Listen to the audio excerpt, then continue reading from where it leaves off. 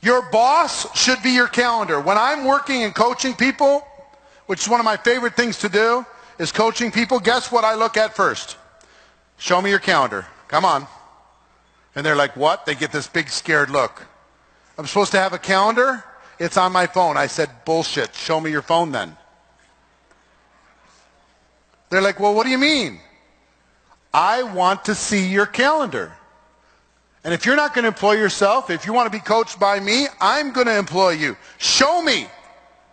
Show me what hours you're scheduled to prospect, what hours you're scheduled to follow up, what hours you're scheduled to close and get people started, what hours you're scheduled to train your group, communicate with your team, what are your hours for real? Show me.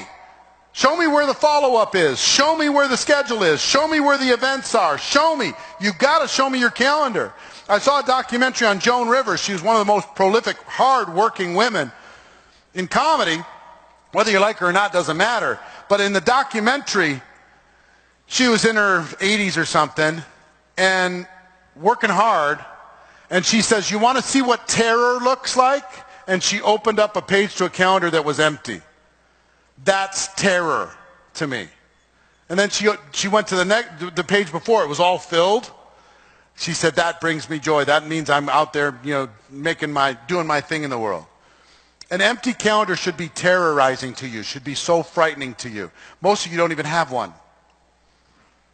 What does your calendar look like as you leave here from now to the end of the year? If you have a calendar filled with specific activities, you're going to win. If you're just winging it, I can guess your income. I can guess your bank balance. If you're just winging it.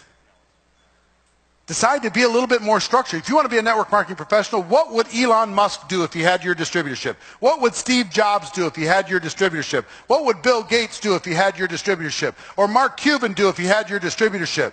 What would he do with the time? He or she or anybody.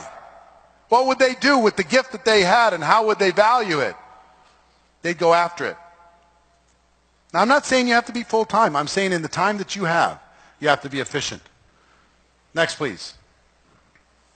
Make the hours that you set sacred. Most of you will set your hours, but anything in the world will knock those hours off track.